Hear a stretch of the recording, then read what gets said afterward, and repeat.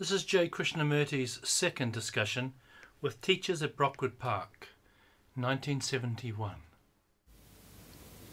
We were talking, weren't we, the other day when we met here about our responsibility.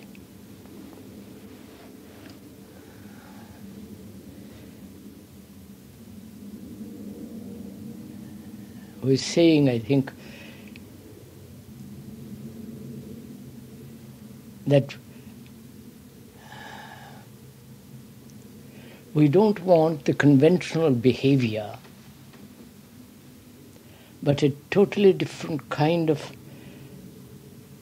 behavior as a community, and especially as the students. And our responsibility, it seems to me, is to bring about that kind of behavior, right? That's what we were more or less discussing, weren't we?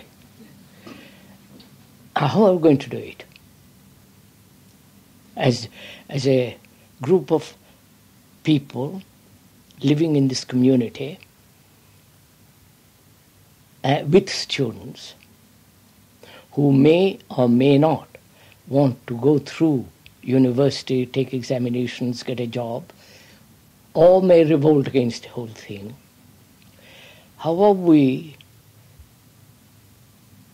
going to bring about a behavior which is not based on punishment and reward, not dependent on environmental influence? I don't know. A behavior which will be extraordinarily intelligent and orderly. How is this possible when we are responsible for students? Am I making my thing clear or not?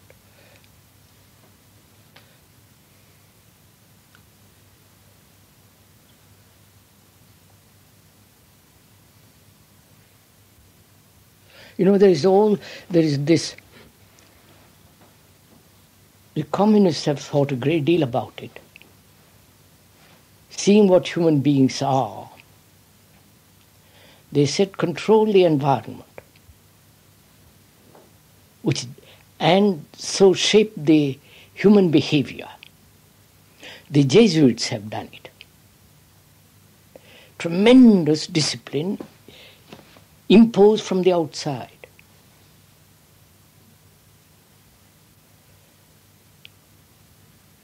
And there is the whole behaviorist movement in America as well as here, which says behavior is based on punishment and reward from childhood. Therefore, condition the child on that principle, punishment and reward, and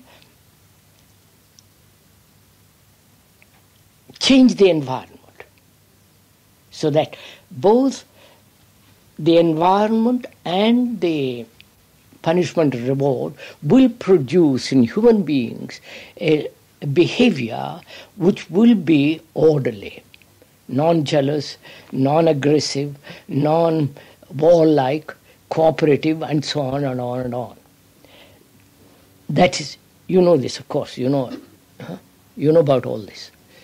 And also there is this whole Asiatic outlook, and including little bit in this country, in West, but much more in Asia, including India, that environment isn't important.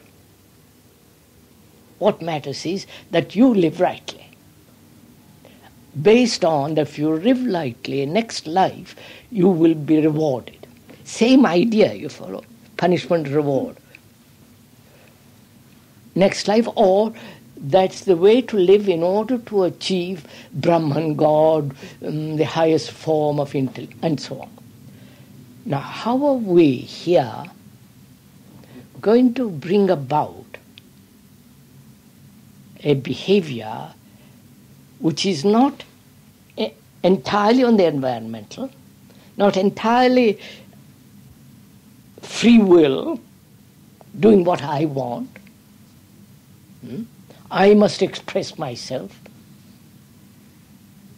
I don't.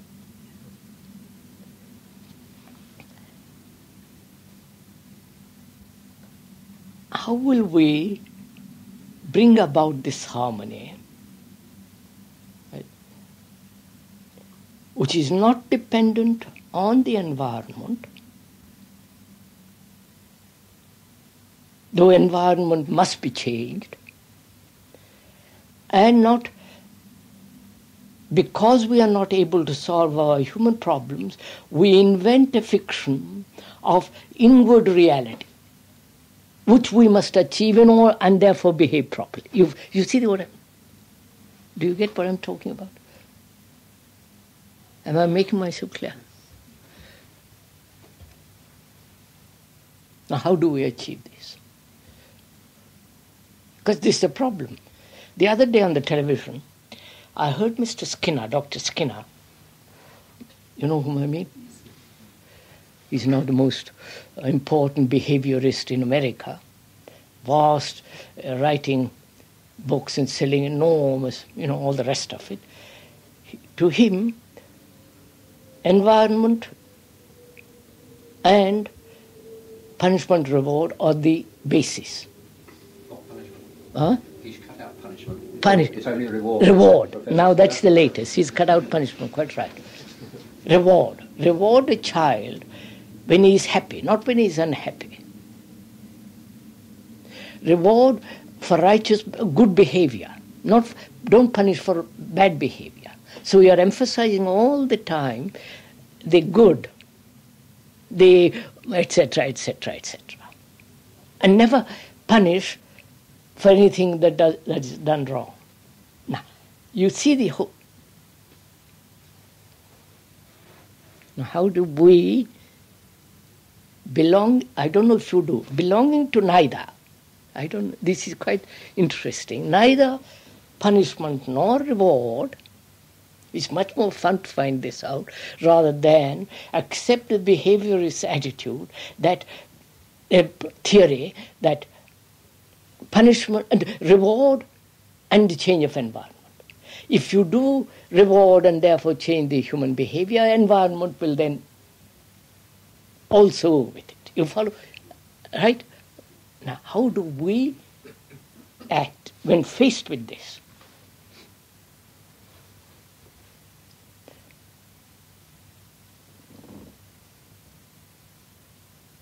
Let's put it a little more practically.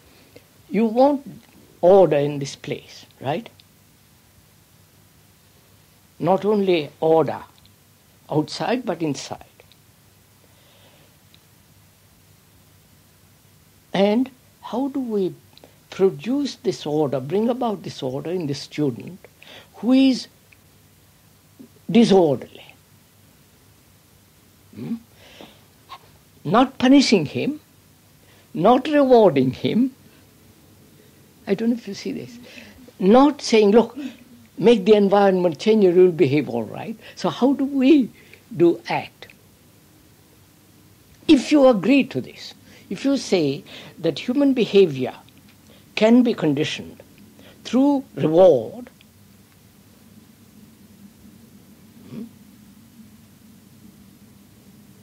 if you really think that's the only way, then we can discuss it. You follow?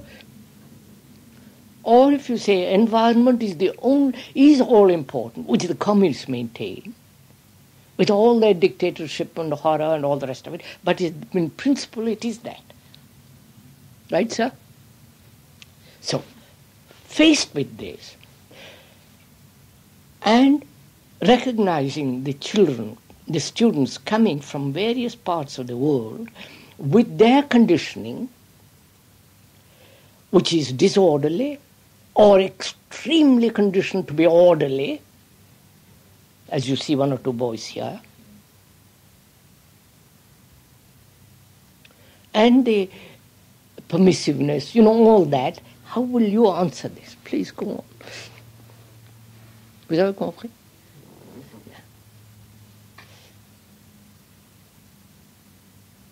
Because as we said the other day, we want to we want to bring about a mind that is really revolutionary. Neither this nor that, but really revolution in the sense creative.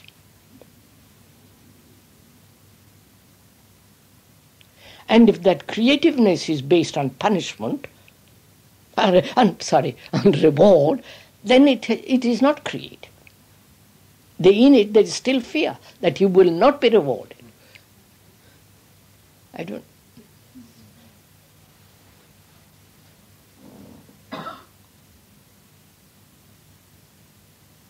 have to see the situation of the moment. As it is. What is the situation now? As it is. Not for the moment. As it is in this place, in this community, what is the situation?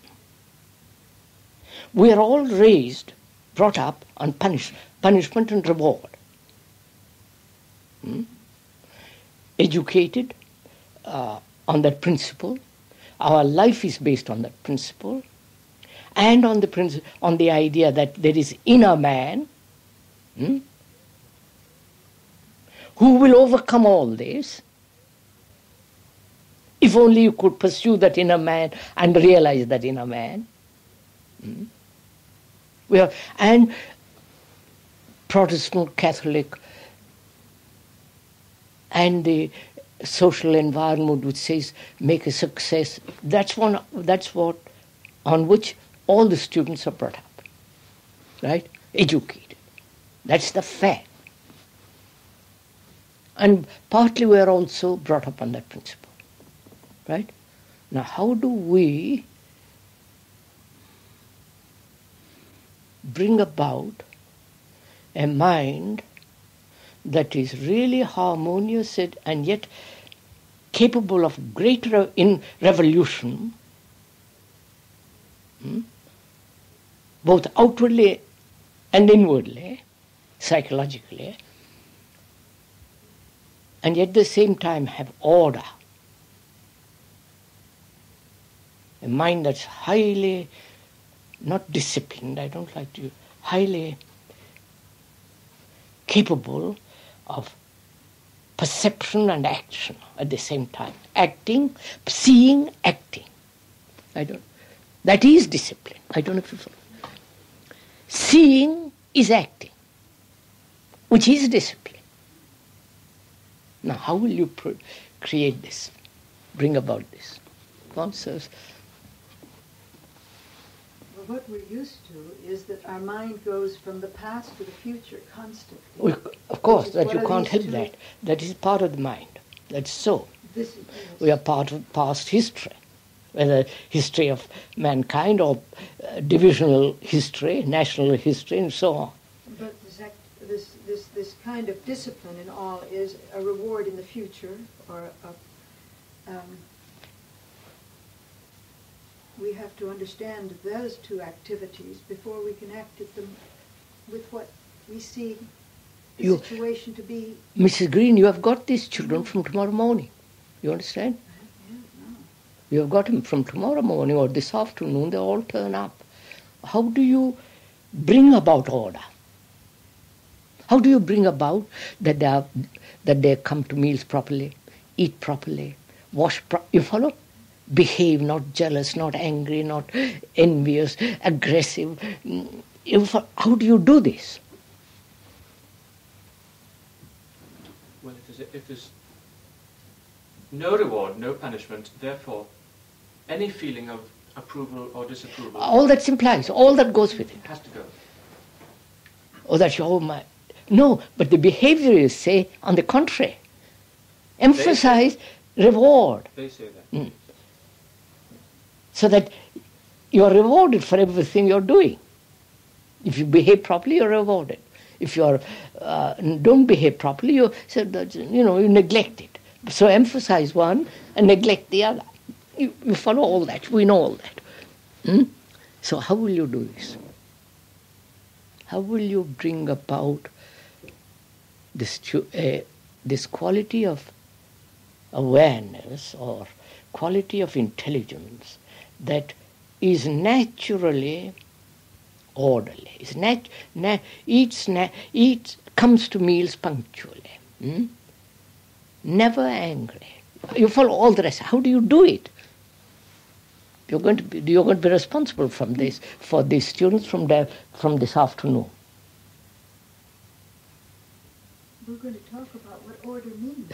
No, we'll discuss it. What order means is, if I'm late for meals, it is disorderly, because it upsets the whole kitchen and all the rest of it. It is disorderly if I don't go to bed at a certain time, upon which we all discuss, agree. It is disorderly to come to a meal unwashed, smelly, whether you are grown up or not grown up.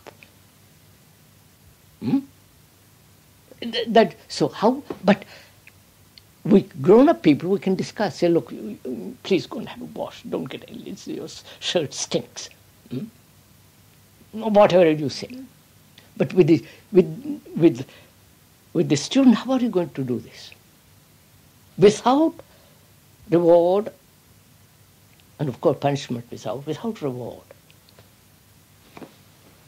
By going into it and understanding what is required going into it, the understanding of it.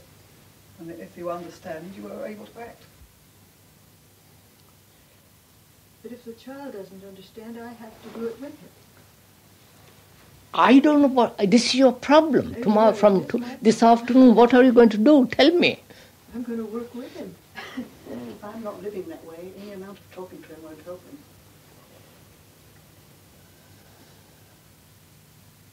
To almost be orderly oneself. Now, how do you propose to be orderly oneself and therefore help the student to be orderly without reward, punishment? You're going through all that. One must be aware of one's own disorder. Now, go into it, sir. Discuss it. Find out. This is because the world is now coming to a point, sir, where the behaviorists, because of such tremendous disorder in the world, they're going to win. Not win. Something else will take place, invariably. But they are going to pursue that line, which is the same as the communist line in a different way, which is control man. Behave. If not, behave, you will be rewarded. Well, we have to be able to talk to them in a completely... Now, I don't know, sir. You tell me. I'm one of your students. How are you going to deal with me? Relationship that has no implication of superiority, inferiority. Just look at what they are and who is looking at them. I am your student. I am the guinea pig. What are you going to do with me? Because I am disorderly. I have a broken up family. I come from a family which is too strict or too lenient or too permissive. Come from a family which for generations have been Catholic or Protestant or Hindu or some kind of nonsense. How are you going to change all that?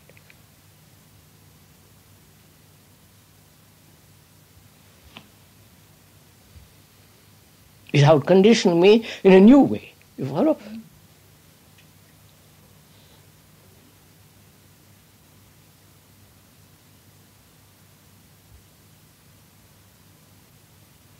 Can one explain and discuss and point out the influence of the conditioning? Sir, you see, it's really quite serious because they are denying freedom. You follow? The behaviorists are denying, they say freedom is nonsense. Human dignity is nonsense. That's old-fashioned, it's all,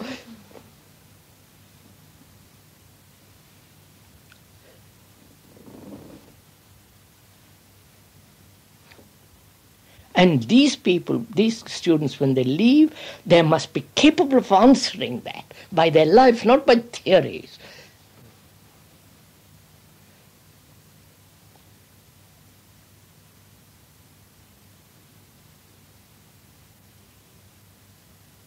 And the communes are failing too because they want to live a behaviorist life which is all that, which is rewarding, and not be jealous, not be only you are in that commune. In various communes, you are rewarded when you are not jealous. When you do the work properly, you are rewarded. If it's it is the same. You follow.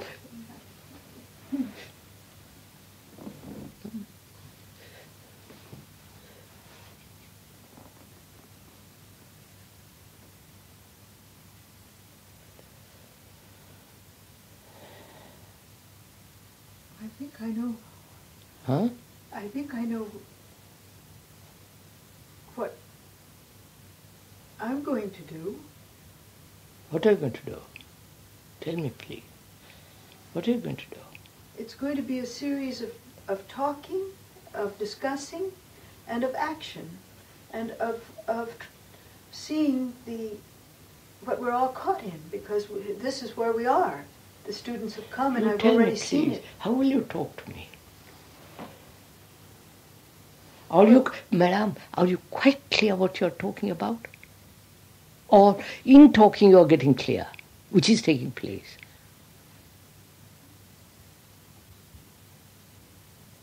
In talking over with the student, you are clarifying yourself. Or because you are very clear, you talk. You see the difference?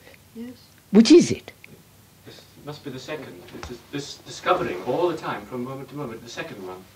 Which is what? As you talk, you inquire and you discover So you these are- things in yourself as he discovers it too. So you are saying, being myself conditioned, myself angry, jealous, this, that, in talking over with the student and pointing it out to him what his behavior without punishment, in talking over, I myself bring order in myself. Is that what you're saying? Perhaps that is possible. Is that what you're saying? Well, I say Please, I'm not jumping. No, I'm I not say saying that- you're right or wrong. that- I'm inquiring. that there are many times when I'm not clear, but there are also times when I'm clear about certain behavior conditions that I see, and the results have to be based, or the action has to be based on the situation that one sees in front of one, especially with little children. I mean, all of Which these is what? Which is using the occasion, Yes. the incident, the happening, by talking over with them, pointing out carefully with care, attention, with love, or whatever, with friendship. I won't use the word love, with friendship. You yourself become clear and therefore help them to be clear. Well, I've always become clear as I talk. Yes, that's what I'm saying. Yes. As you yourself are not clear, by talking, using the occasion or the incident, by talking it over with them, you yourself become clear and help them also to become. Yes, And it means that you really have no idea, in a way, what you're going to say. That's Can't just have what. it. Wait, I want to be clear on this point. You understand? So what I'm talking. I want to be very clear what I am doing. Am I, in talking over with them, with the student, getting myself clear and therefore helping them also to be ordered, clear? Is that what you're saying? Huh? Don't be clear about that. I mean, for God's sake, don't. Yes, but it's not pre-planned because No, you of don't know course what not. you're going to say. Of course not. But using the occasion. It's the situation which brings these Yeah, words. yeah, so I'm using the situation to make myself and the student clear. Is that right? correct for me. Huh? Huh? Are you quite sure? Well, I am. That's the way I...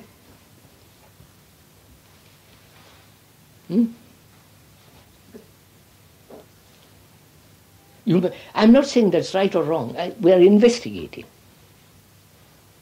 Is there any other way?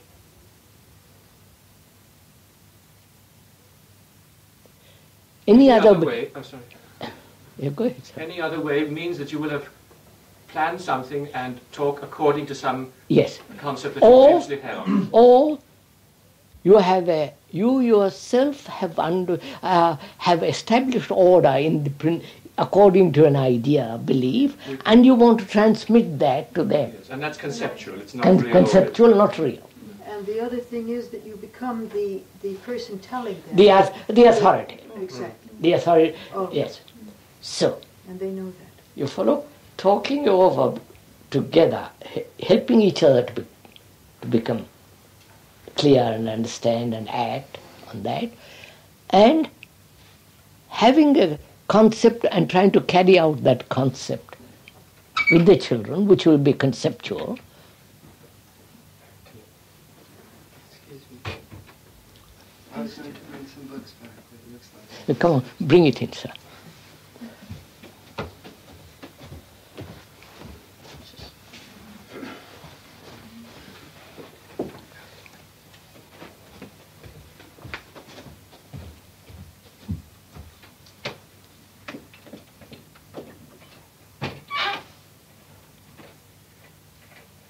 We know these two ways, conceptual and discussion.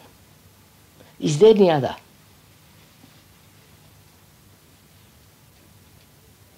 We have tried these two, you follow? It's not so easy to try the second. No, we have done this, more or less. We say, yes, it's absurd to have an idea as an authority, concept, and all that. So is there any other way?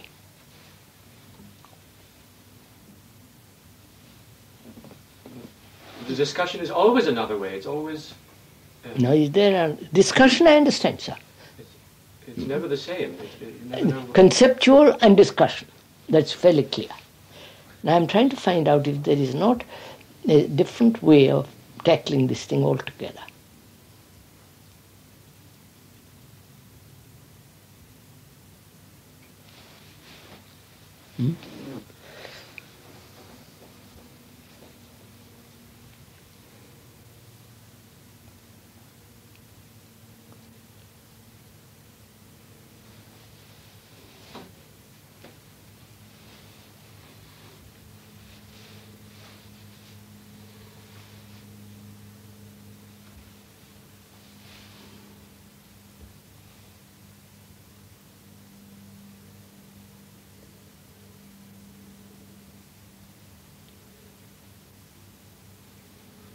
Do you think, I've got it, do you think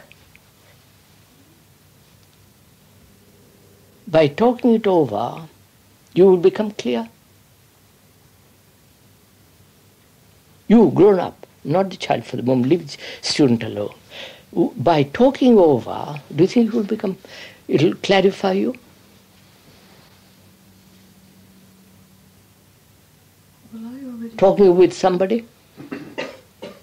You can rather do it by your actions. I mean, you've just given us a demonstration. Somebody came in here, obviously not knowing what was going on. Shy. What did you do? You said, come in and bring your books and put them there. His difficulty and embarrassment was immediately resolved and he went out quite happy. Well, that's the other way to me. So I'm trying to get at something else, you follow? I want to find out if there isn't a totally different way, which is neither this nor that, neither conceptual, nor gain clarity through discussion.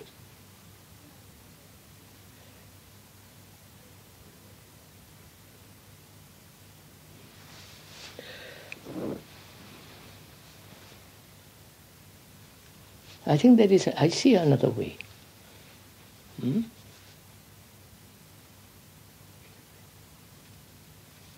So sometimes one can communicate a lot through saying nothing.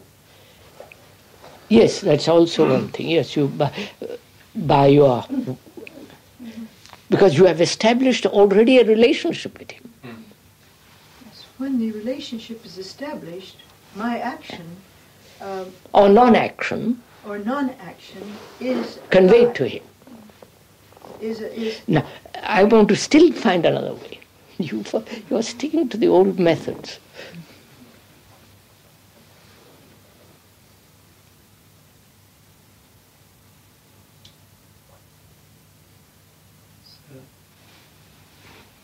¿Crearía desorden en la reunión que yo expresara algo en español a usted?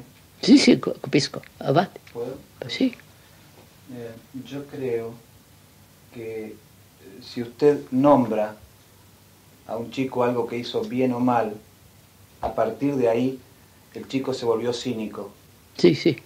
Y lo va a hacer o no adelante de usted. Pero se oculta. He's saying the moment you say it's good and bad, you've already put that position. I understand all that. That's implied in discussion, clarity and all that.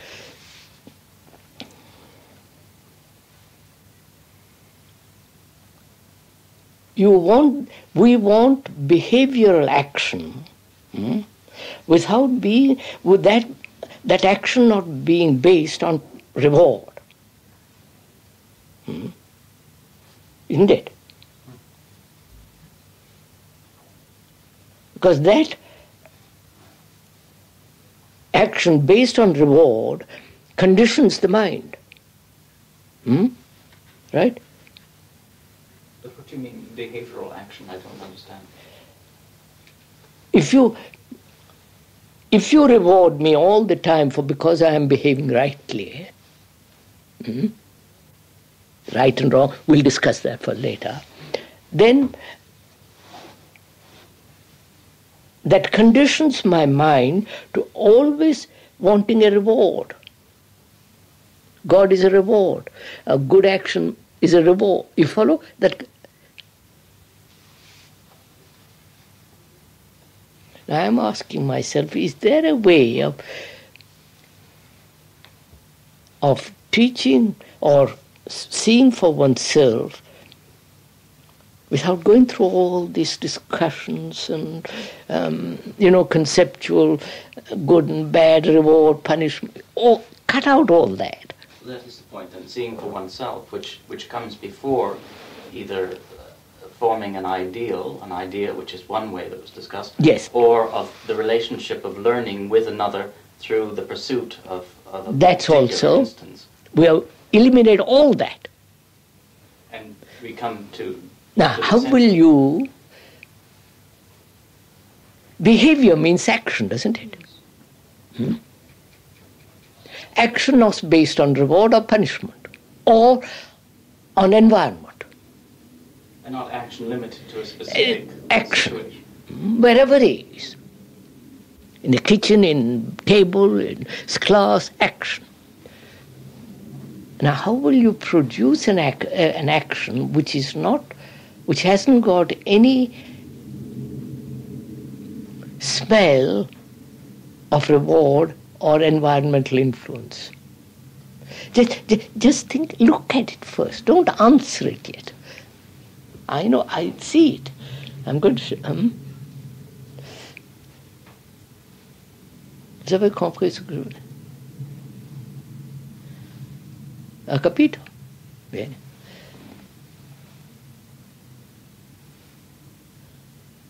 Go on, sir. Work it out. So that the very movement of one's being is completely... Don't use the word being. That's your conditioning. Right. But one's very action... We are only discussing action, yes, and behavior. He's in this field of... is outside this movement of reward. What is action, sir?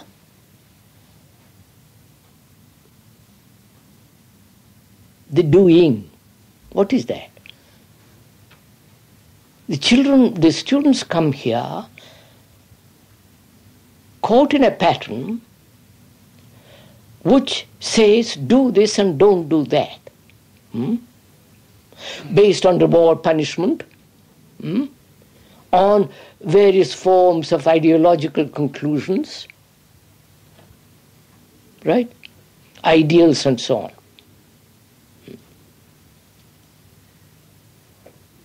That produces action, doesn't it? Little. Yes, some kind of action. In that action there is conflict.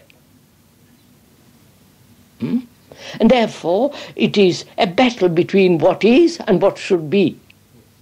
And that's what these students are caught in. Now, is there an action which is not based on reward, punishment, ideal, historical assertions, you follow all the rest of it? Is there an action which is instant, not related to the idea, to a formula, to a concept, to a reward, Intuitive action. Again, that's a dangerous word. What do you mean by intuitive? An action that comes from beyond any conditioning. Instantaneously into the right condition. Into the right situation. Is it according to a certain condition that you act instantly? No, it's beyond that. So what? It can be. It can be, of course it is, generally is. I see a snake and run, or kill it, or do something. It's the appropriate action for the situation. Yes. Now what, is there an action which is not all that, belonging to all that category? Because that action is behavior. Which means seeing and doing. Not seeing 1 minute, and then interval of 1 minute, and then action another minute. You follow? Yes. But seeing and doing. Seeing, doing. I don't know if... You have no idea who is doing the action. Wait, don't bring all that in. Seeing and doing. Which means there's no interval between. Not only interval, but also not conditioned by reward. And no thought. All that business. I saw when I was much younger that religious organizations were absurd. Right? And I said, of which I was one of the head, I was the head, and I said, this must go. There was no argument, discussion, say, my God, what's going to happen if I give it up? Where will I live? What for all it? There was no historical precedent. I didn't say the Buddha did it, therefore I must do it. Or my grandmother said it was, if all that went out, it didn't exist. So, seeing, doing, in which there is no conflict. I don't know if you see this. Now, how is that possible? And are there no values at all? Huh? Are there no values? In other words... Oh, there is a value which is not based on the environment or on reward. On the action itself. Huh? On the action itself. No, because that is fact. That is so. I see religious organizations are a terrible affair. And you drop it instantly.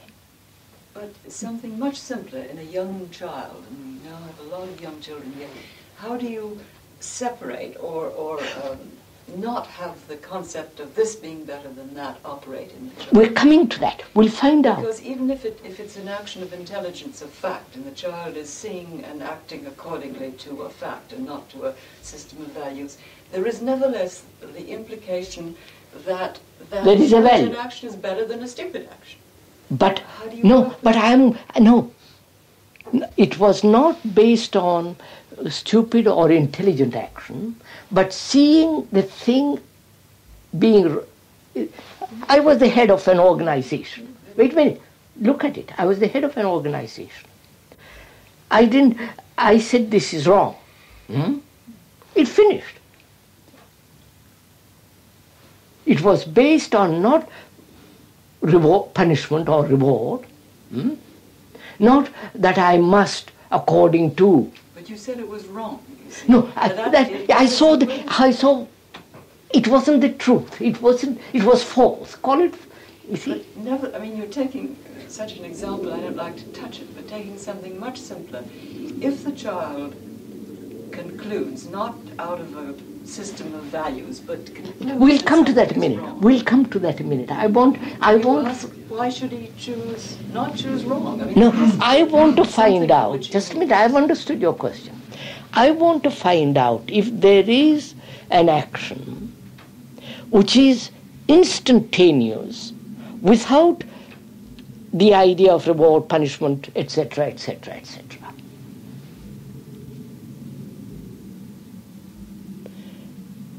Which action is true, which is the right action, just a minute, which is the right action under all circumstances. It has to be very fast. No. Before the mind. No, don't. But I question whether the child will not... No, I'm not talking of the child. Leave the child for the moment. Am I clear? Look, let's be clear. There is the action of reward and punishment. There is the action based on a formula concept. The action which is profitable, non-profitable, ideological, condition, and so on, so on, so on, so on. I'm asking if there is an action which is above and beyond this. Right? Which is not based on values at all. Because values are conditioned values, or values are always conditioned. Right? Right? Yes, for the moment. See it for the moment, let me go ahead. I want to find out. Because I see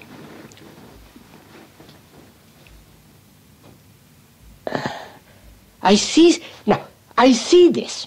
I see, understand, observe reward, punishment, action, ideological action, conceptual action, historical action, because my background says do this or don't do that. And I see all this in front of me, see it, and look at it. And what happens when I've seen all this to my mind? What takes place in my mind?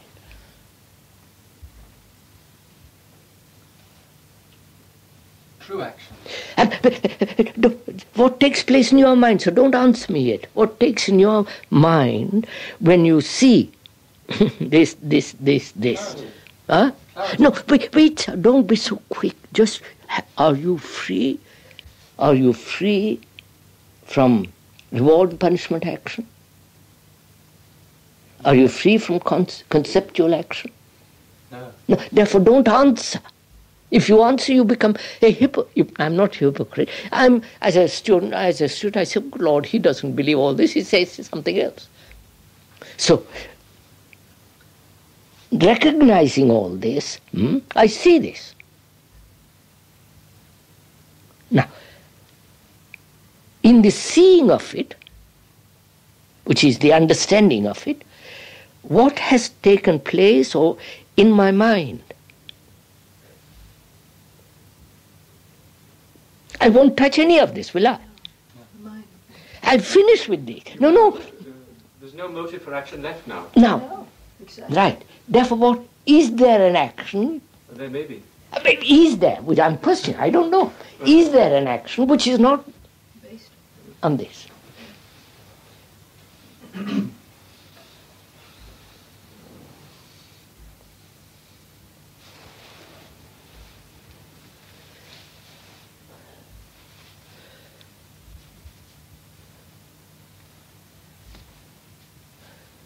Sorry, the question is very clear, but the importance is on the seeing, isn't it? That's it. See. Do you see this?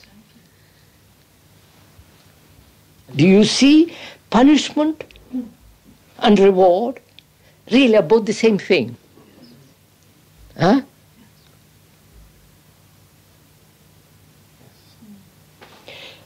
And therefore I won't touch that. I won't act on that principle at all. Reward is pleasure. And action based on pleasure must invite pain. Therefore I won't act on that principle. I won't act on the principle of concepts. I see that brings conflict, pains, adjustment, saying, am I right, am I wrong? Please tell me this. You follow, all that follows. And I see having a belief, ideological, and acting according to that is also out. Do I see this? Which means, do I see any action based on any value, which is value being my conditioning, right? Such action invariably must bring about conflict. So I see this whole thing very clearly. See it in the sense I see that tree as clearly as that. Therefore, I see that snake and it's dangerous. I see it as clearly as that. You follow? Fire is danger, hurt. I see this. Then what has happened to my mind?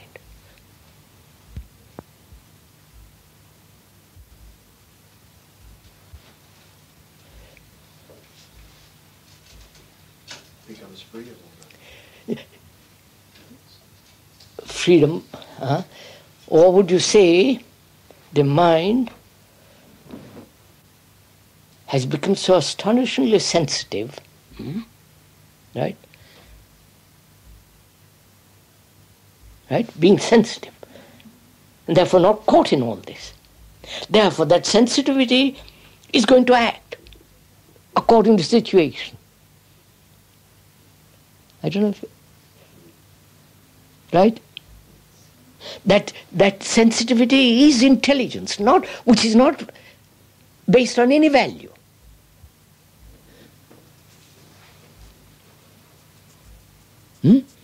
So, being unintelligent or insensitive, I rely on punishment reward. Being insensitive, I rely for my action on divine guidance. Being insensitive, I have conceptual action, which brings conflict, pain, because I'm insensitive. Lack of intelligence. So I say this is a valuable action, this is not valuable, this good, this bad. So seeing all this as insensitive action, my mind has become sensitive, therefore intelligent. Intelligence then says, instantly do this, don't do that. You follow? I don't know if you... Right? So it seems from this that all assertion of the mind is... Wait, don't. This is the quality of the mind that says this, right, this yes. Conceptual. You follow? Yes, it's insensitivity. Therefore, how will you bring about this sensitivity in the student? I'm sorry to come back to that. You got it? So I see it like it's full of noise. The words and the ideas, all those are like noise. Yes, madam. You don't After all, this is noise. Word is noise. Speech is noise. No, inside our head. All the Same time. things. So we don't hear it really deeply. Now we've gone so far. I want to see how I am going to bring this into, not cultivate it. I don't know. The moment I cultivate it, I'm off.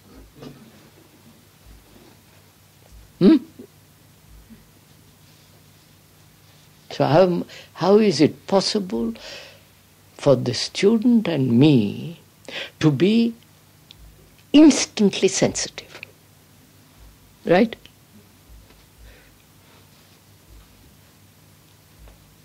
I am very sensitive if I see all this, right? Any action based on reward, etc., etc., etc. How am I going to convey this to the student? Right, sir? Huh? Am I illogical? Am I insane? What I'm talking about? No, be careful, because, It's a question of conveying it indirectly. I don't know. You tell me. I don't know how you're going to do it. I don't know how you're going to do it. It's a tremendous problem, sir, this. If it's clear here, it will be conveyed. Are you clear? Are you sensitive and therefore act instantly without all the rest of it? All the belonging to the categories of various behaviorists or non-behaviorists or spiritualists or ideological, you follow all that.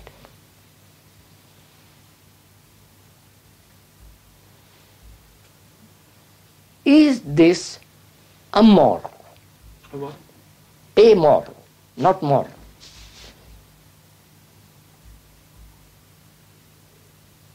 You follow what I mean, sir?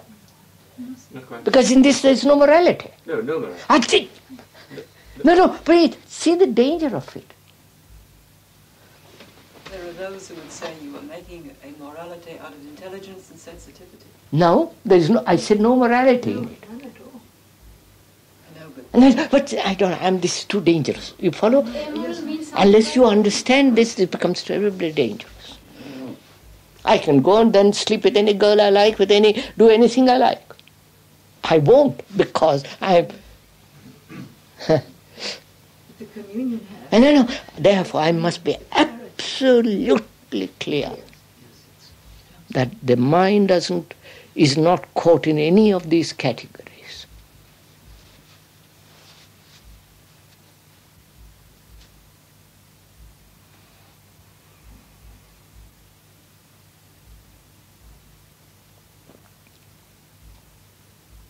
You see, now see the difference. I have understood this verbally, intellectually, not completely. I see this. And with this, I can go to the student and discuss. You follow? Talk it over. I don't know if there's a totally different action going on between student and myself. I wonder if you see this. Huh? See it, sir? Come on, help me out. I started out behaving on, my behavior was based on punishment reward. And I have been encouraged to accept reward all along for good behavior, which was heaven. Oh, these people are going around the same circle, sir, aren't they? Because the heaven was the highest reward. For bad behavior, there was the inferno and hell. Same circle again. I have been brought up on that.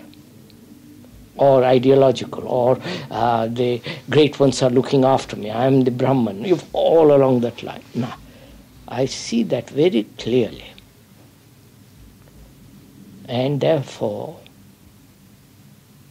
my mind, I have understood partially, not totally.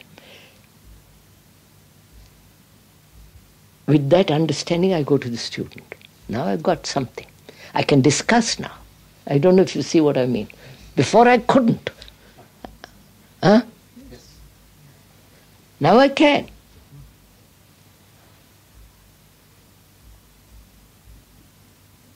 But if I go to the student in order to get clarity, because by talking it over with them, that's totally different relationship. I don't know if you... I wonder if I make myself... Come on, sir. Right, sir?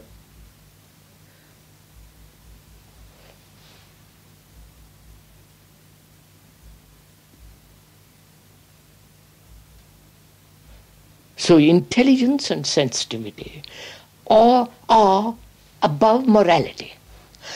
Right?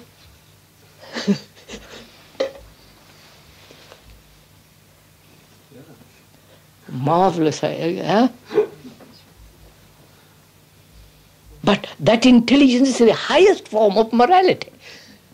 It's nothing to do with all the morality of society or anything. I've got it. Logically, this is so, right? Right. Now, can I, this afternoon, when I meet the students, as a teacher, as one of the staff, go help them to see this. Can I do this? And how am I going to do this? In the kitchen, in toilet, in the bed, you follow? Clothes, how they comb their hair, feet, everything. Come on, sir. Come on.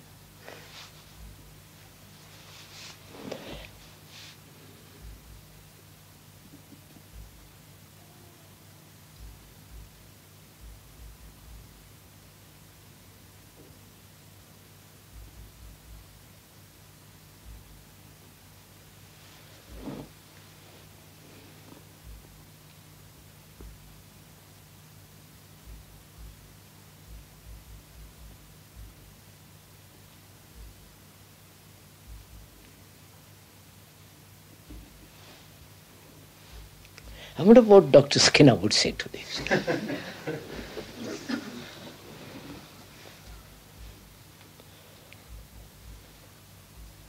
I'm afraid he's too entrenched in his own ideas, and he's terribly authoritarian.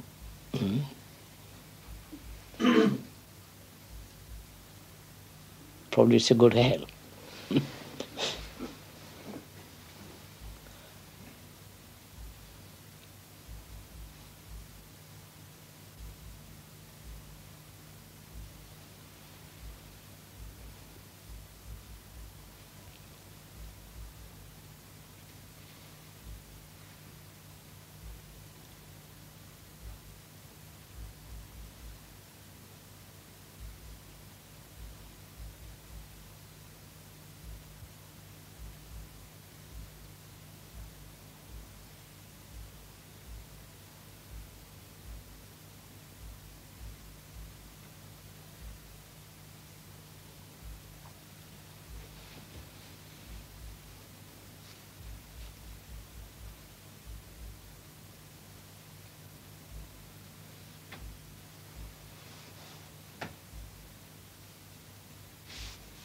What is such intelligence? What is the relationship of such an intelligence with property?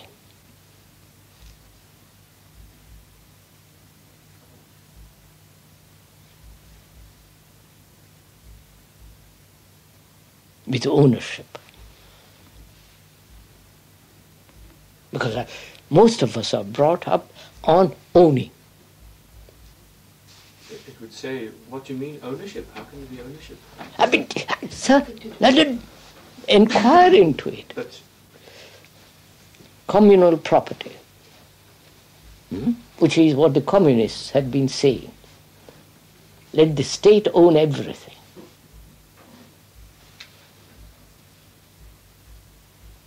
Communists are the Mao group or the... What is the relationship of such an intelligence with regard to property? It would have nothing to do with it. I mean, there is this property. They would respect it. I mean, don't. You're living in this property. Who owns it? it's being in trust for somebody to look after. Which means what? Same, you follow? Not the... Is the communal property. Yes. But there's no tie, I mean, there's no connection between the owner and the owned. It's communal property. We are responsible to look after it. To look after it, to care for it, same thing, all right. So what is its relationship? That's not ownership. Saying I... So you are saying intelligence, sensitivity is not owning anything.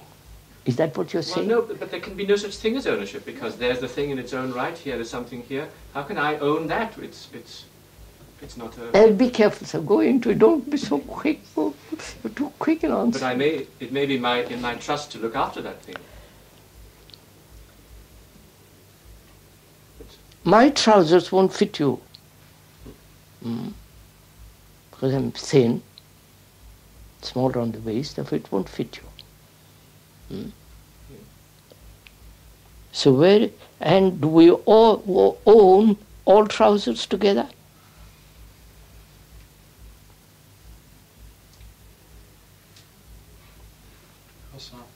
Of course not. Wait, don't go into it carefully, sir, don't. You put all the trousers in a cupboard, and each one of us choose what fits him. Which is what they do on the kibbutz. But some kibbutz, communes, the property, you follow, this has been done all over the world. This is some... In practice, when one must have the trousers that fit one, but if you say, that particular pair is mine and I must always have that, that's the sense. But since you have put it on half a dozen times, I don't want to put it on. And it's washed. And if it is my same sizes. You follow the... Go on, go into it, sir.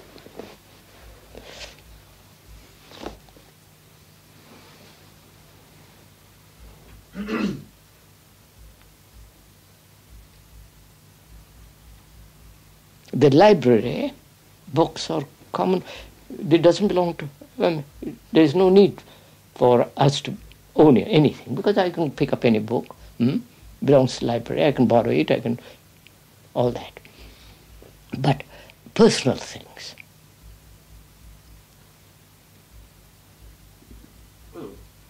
See, I have tried to share my shirts with several people. If it is after, quite young. And we left it to each other to have the best shirt. But the third, fourth person comes on, takes the best shirt for himself. You follow? And so we said, sorry, this doesn't work with you, get out.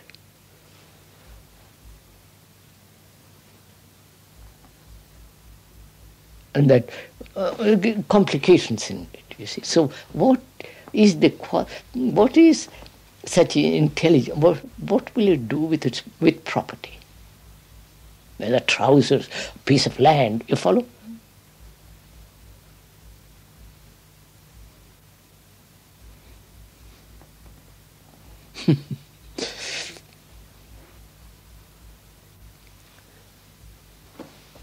I know.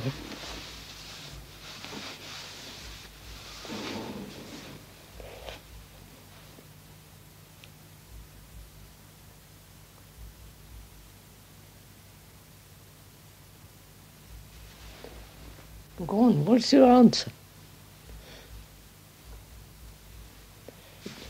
The student is going to ask you. I hope they are intelligent enough to ask you this. According to need, but what is need? And we'd have to go according to the need, according to the capacity, the need. Back to the good old system.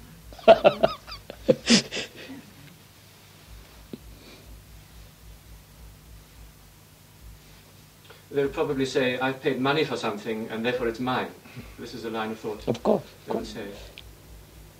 And that's a very firm state of thinking. It's mine because I paid for it.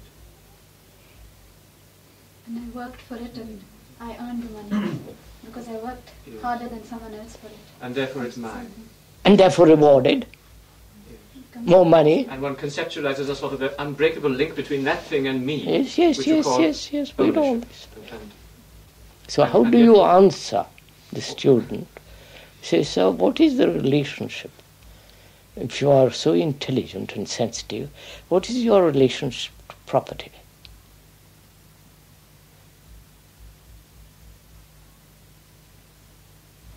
shirt or piece of land or cupboard or whatever it is. Property, then to people. You follow? My wife. What's it? Sorry. All right.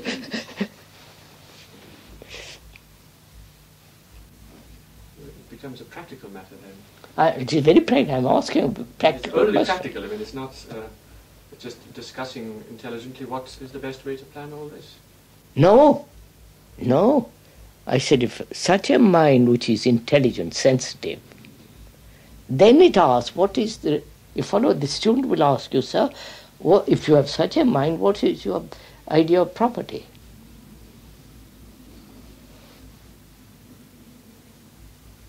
No? You should ask it.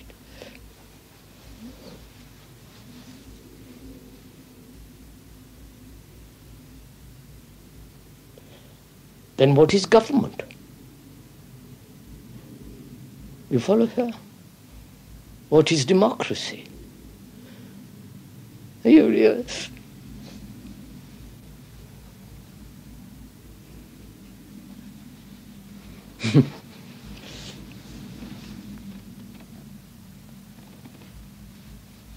are all man-made conceptions again. Yes, but they are necessary.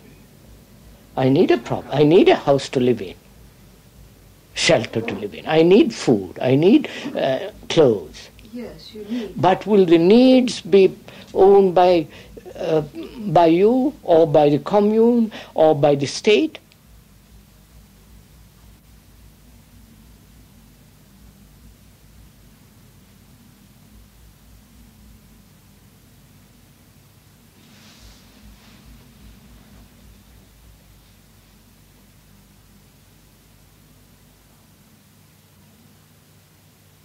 What will the intelligent mind do then? What's its action with regard to property? Come on, sir.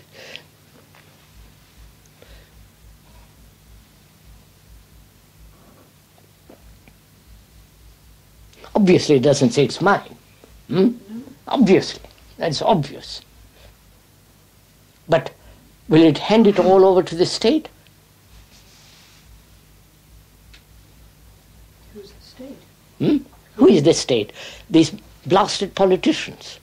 The state's an extension of the rest of us. Yes. So what shall I do? I happen to have 10 acres, or 5 acres, or 1 acre. Misbegotten, but I've got it. What shall I do with it? Look after it. Then I must say, I look after it. See what is involved in it. Caring for it. But what if it's more than you need? What if someone else wants it? If someone wants it. Government comes along and says, you can't have so much. Right, you give it up if it doesn't meet your needs. What does the intelligent mind do?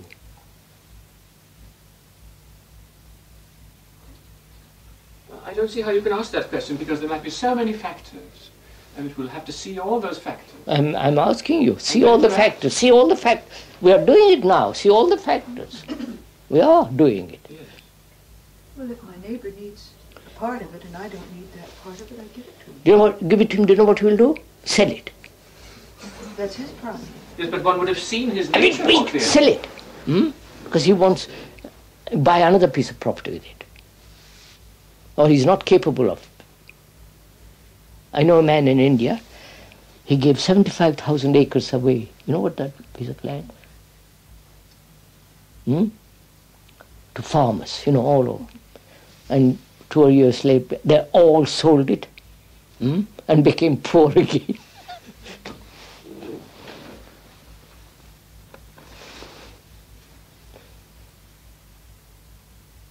Was this Grandan? Was this the Grandan movement? No. Buddha, no. That was another racket. They collected land, people gave land which they didn't want, which was poor land or something, and the organized hadn't the capacity to organize properly. And yes, it flitted out, gone.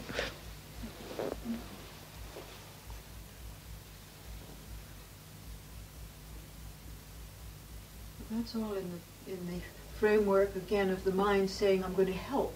So how am I? What is my relationship to property if I'm intelligent?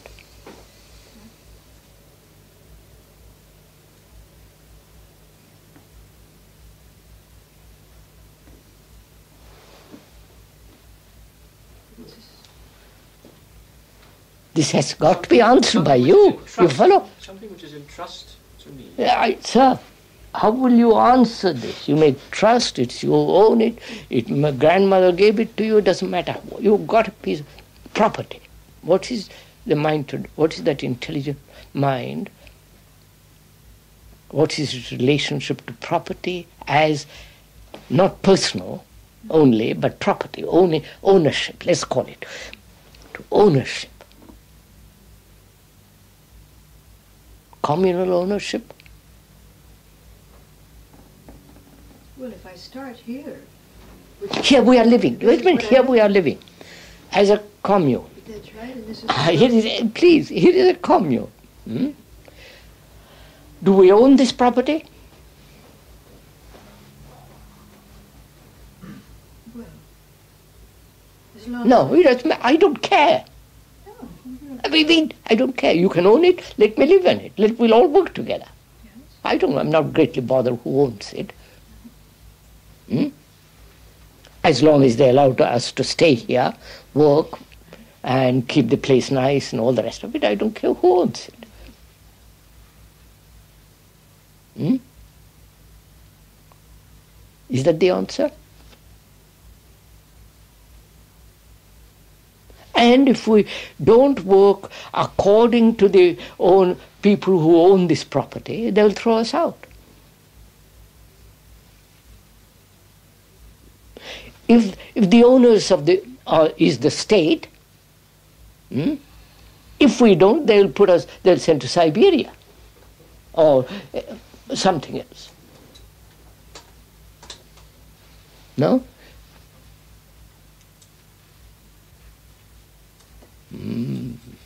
But we're caught in that here, aren't we? We're caught in that here. That's why I'm asking you.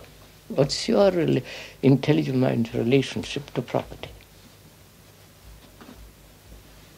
It's a question of responsibility, of caring. Yes, we admit all that. What is the intelligent mind? If one has such an intelligence, what is its relationship to property?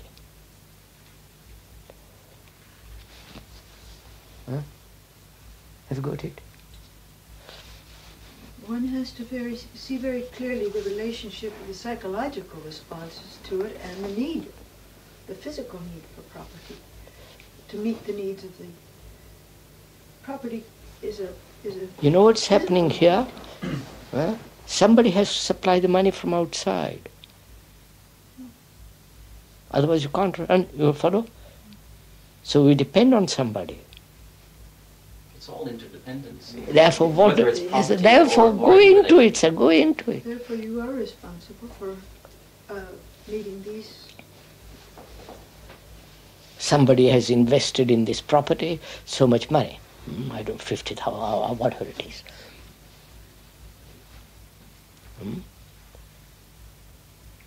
And as a group, as a living together, we don't own it. But we are using it.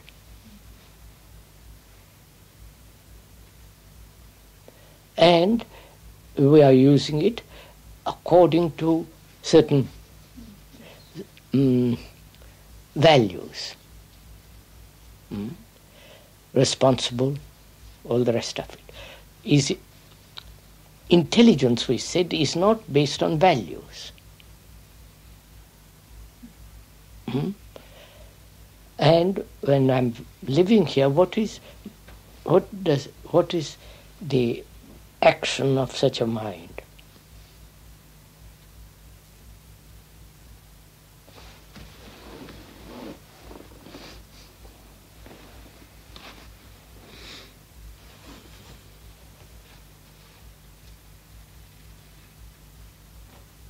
Well, I found my mind doing two different things very decidedly.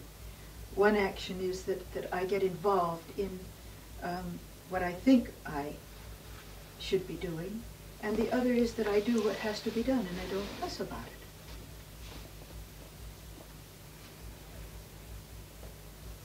That I'm entrusted. I feel that this place has been entrusted to me. Would you put the question the other way? Does an intelligent mind own anything? Own. Say it's mine. Huh? Feel an attachment. Attachment. Mine. My room.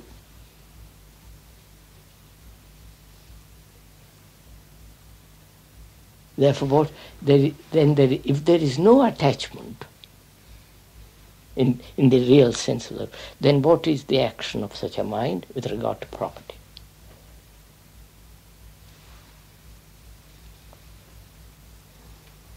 It would never fight if it were taken away.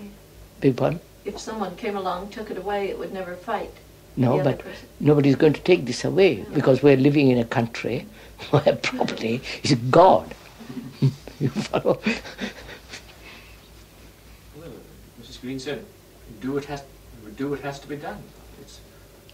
You move with the reality of the situation. No, look at it. Do you own this sense of attachment? Is there a sense of attachment to property, to person, to idea? You follow? Attachment.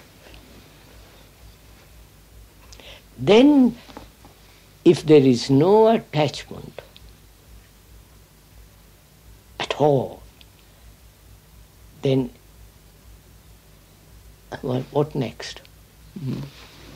Responsibility next.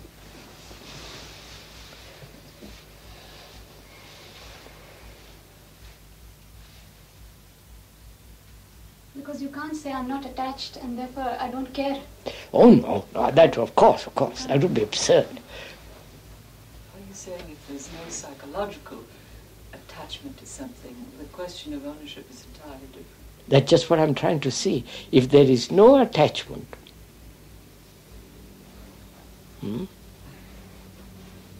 psychologically I say it doesn't matter. I'm not attached to a thing. Therefore my responsibility becomes much greater. I don't know if you see.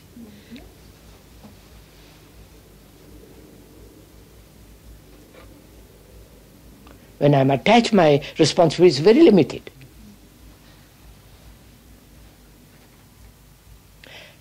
If I'm not attached to my child, then my responsibility to children is greater. I don't know if you see. I see it.